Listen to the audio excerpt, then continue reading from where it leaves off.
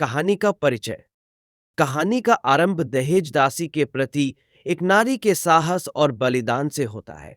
मुख्य पात्र, जो इस दहेज दासी की मुक्ति की बात कर रही हैं, बताती हैं कि यह केवल एक व्यक्तिगत लड़ाई नहीं, बल्कि पूरे समाज के लिए एक महत्वपूर्ण मुद्दा है।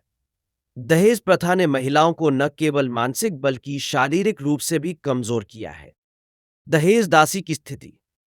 कहानी में दहेज दासी की बेड़ियों को तोड़ने की बात की जा रही है। एक पात्र, महासरपंच, इस प्रथा को समाप्त करने का संकल्प लेता है। वो यह कहता है कि आज एक दहेज दासी की बेड़ियां तोड़ी हैं, कल दूसरी, फिर तीसरी, फिर तीसरी। यह संवाद दिखाता है कि वह केवल एक व्यक्ति की मुक्ति की बात नहीं कर रहा, बल्कि पूरी परंपरा को खत्म करने की कोशिश कर रहा है। दहेज दासी का दर्द और अपमान इस संवाद में गहराई से महसूस होता है। उसे न केवल समाज में अपमानित किया जाता है, बल्कि उसके अधिकारों का भी उल्लंघन होता है। एक पात्र कहता है, प्राण से बढ़ के संतान, संतान से बढ़ के भगवान। यह दर्शाता है कि समाज में बच्चों और परिवार की अहमियत को समझना चाहिए। रिश्तों में दरार।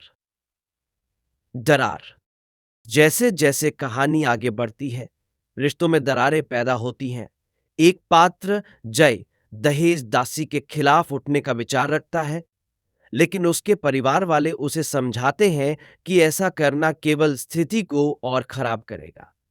वे इसे एक व्यक्तिगत विवाद के बजाय एक सामाजिक समस्या मानते हैं। वे समझाते हैं कि अगर आपके हाथ दहेज दासी के खून से रंगे, तो जय आपको कभी माफ नहीं करेगा। यह संवाद रिश्तों की जटिलता और समाज में फैली नफरत को उजागर करता है। नारी का साहस। इशंट। एक महत्वपूर्ण मोड़ पर पात्र अपनी स्थिति का सामना करते हैं। एक पात्र कहती है कि वह अब डर के बजाय लड़ाई में विश्वास करती है।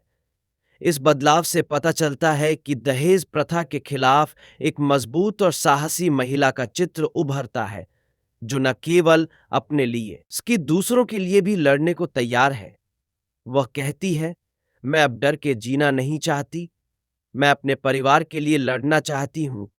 संघर्ष का आरंभ। इस बीच दहेज दासी के प्रति दुश्मनी और नफरत के तत्व भी कहानी में शामिल होते हैं। पात्र एक दूसरे को समझाते हैं कि कैसे यह मामला केवल एक दहेज दासी का नहीं, बल्कि पूरे परिवार का है।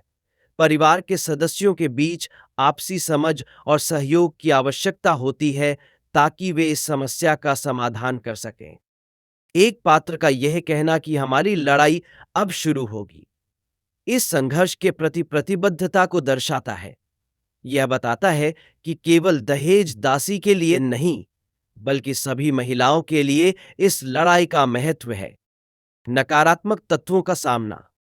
कहानी में एक और महत्वपूर्ण विषय उभरता है, जो है नकारात्मक तत्वों का सामना करना। पात्रों को यह समझना होगा कि उनके सामने एक छुपा हुआ दुश्मन है, जो उनकी जिंदगियों को प्रभावित कर रहा है। एक पात्र कहता है, जब तक वह है, तब तक हमारे परिवार में कोई सुरक्षित नहीं है। यह संवाद यह दर्शाता है कि समाज में नकारात्मकता का सामना करना आवश्यक है। परिवर्तन का आह्वान। आखिर में पात्रों का एकजुट होना और दहेज प्रथा के खिलाफ एक सामूहिक लड़ाई का संकल्प लेना कहानी का एक सकारात्मक मोड़ है।